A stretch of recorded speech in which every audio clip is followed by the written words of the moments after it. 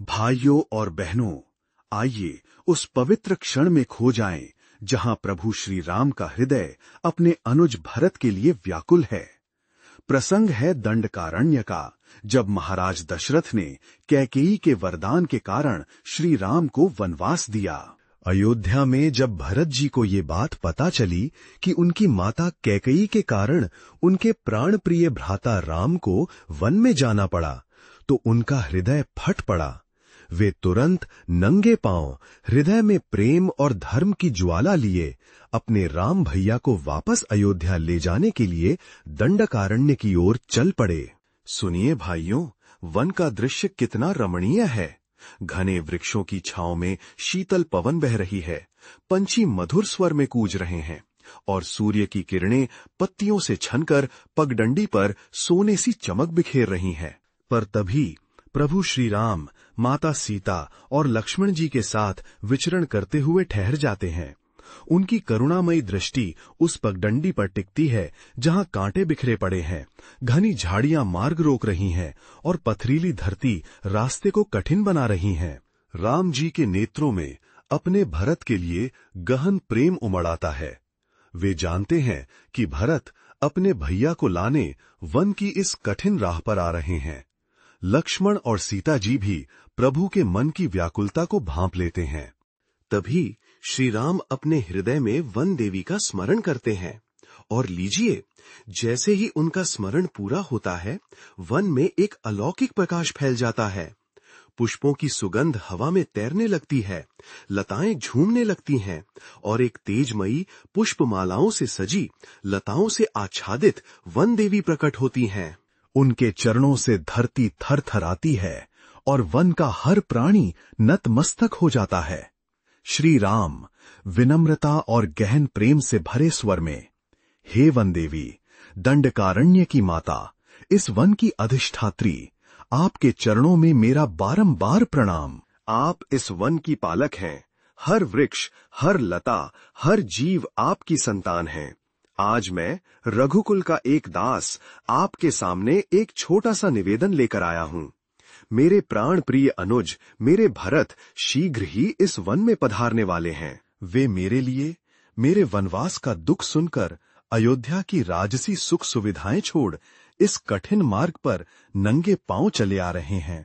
माता, मैं नहीं चाहता कि उनके चरणों में ये कांटे चुभें, ये झाड़ियां उन्हें कष्ट दें या ये पथरीली धरती उनके पैरों को आघात पहुंचाए।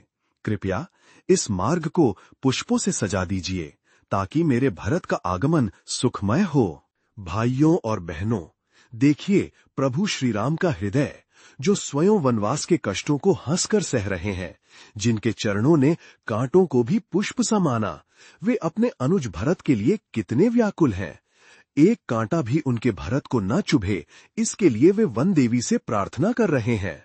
वन देवी मधुर मुस्कान के साथ पर हल्की शंका लिए, हे रघुनंदन, आप तो स्वयं विश्व के पालक हैं, मर्यादा पुरुषोत्तम हैं, फिर भी इतनी सरलता, इतनी विनम्रता से मुझसे प्रार्थना कर रहे हैं। पर प्रभु, मुझे एक शंका है। आपके भ्राता भरत तो अयोध्या के राजमहल में पले बढ़े हैं। रेशमी वस्त्र, मृदु शैया, पुष्पों की सेज, उनके चरण तो कोमल हैं। क्या वे इस वन के कठोर मार्ग को सह पाएंगे? कहीं ये कांटे उनके चरणों को कष्ट न दे दें। श्री राम मधुर हंसी के साथ फिर दृढ़ और गर्व भरे स्वर में, हे माता वन देवी, मेरे भरत को केवल कोमल मत समझिए। उनके हृदय में वो शक्ति है जो पर्वत को भी झुका दे। यदि स्वयं इंद्र का वज्र भी उनके वक्ष पर आकर टकराए तो वज्र चूर चूर हो जाएगा, पर मेरे भरत का हृदय अडिग रहेगा।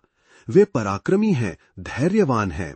उनके भीतर भ्रातृ प्रेम और धर्म की ऐसी अग्नि है जो सूर्य को भी लज्जित कर दे। उनके चरण भले ही राजमहल में पले हों, पर उनका मन मेरे लिए वन के कष्टों को भी हंसते हंसते सह लेगा। पर सुनिए भाइयों, अब प्रभु श्री राम का स्वर बदलता है। उनकी आंखें सजल हो उठती हैं, जैसे हृदय का सारा प्रेम उमड़ आया हो। श्री राम भावुक स्वर में, माता, फिर भी मैं आपसे प्रार्थना करता हूं, इन कांटों को हटा दीजिए। मेरे भरत मेरे लिए अयोध्या छोड़कर आ रहे हैं। उनके हृदय में मेरे वनवास का दुख पहले ही समाया है। यदि उनके चरण में एक भी कांटा चुभा तो उनका मन और व्याकुल हो जाएगा। वे सोचेंगे, मेरे भैया राम इस वन में ऐसे कष्ट सह रहे हैं और मैं उन्हें वापस न ले जा सका। माता, मैं नहीं चाहता कि मेरे भरत के हृदय में मेरे कारण और अधिक पीड़ा हो। मैं चाहता हूं कि उनका मार्ग पुष्पों से सजा हो, शीतल पवन उनकी थकान हर ले और ये वन उनके लिए स्वर्ग सा बिछ जाए। वन देवी गदगद होकर नेत्रों में अश्रु लिए, हे राम, ऐसा भ्रातृ प्रेम तो स्वयं देवताओं ने भी नहीं देखा। आपका हृदय कितना निर्मल, कितना संवेदनशील है। और आपके भरत जो आपके लिए राजमहल छोड़कर इस वन में आ रहे हैं, उनका प्रेम भी अद्भुत है। आप निश्चिंत रहिए प्रभु, इस वन में अब आपके भरत का स्वागत होगा जैसा किसी सम्राट का भी नहीं हुआ। ये कांटे हट जाएंगे, ये झाड़ियां रास्ता छोड़ देंगी, पुष्पों की वर्षा होगी, शीतल पवन बहेगी और ये वन आपके भरत के लिए स्वर्ग सा सजेगा। और लीजिए भाइयों, वन देवी के वचन पूरे होते ही पूरा दंडकारण्य बदल जाता है। कांटे गायब हो जाते हैं, पगडंडी मखमल सी मुलायम हो उठती है, वृक्ष झूमने लगते हैं, पुष्पों की सुगंध हवा में तैरने लगती है, लताएं रास्ते से हटकर सजावट बन जाती हैं और शीतल पवन भरत के स्वागत के लिए बहने लगती है। पूरा वन मानो भरत के आगमन के लिए नया रूप धर लेता है। यही है भाइयों श्री राम और भरत का बंधन, जहां राम अपने अनुज के लिए कांटों को हटवाते हैं और भरत अपने भैया के लिए राजपाट ठुकराते हैं। जहां शक्ति है वहां कोमलता है, जहां धर्म है वहां प्रेम है। राम जैसे भाई और भरत जैसे अनुज का ये संगम, यही है राम कथा का असली सौंदर्य।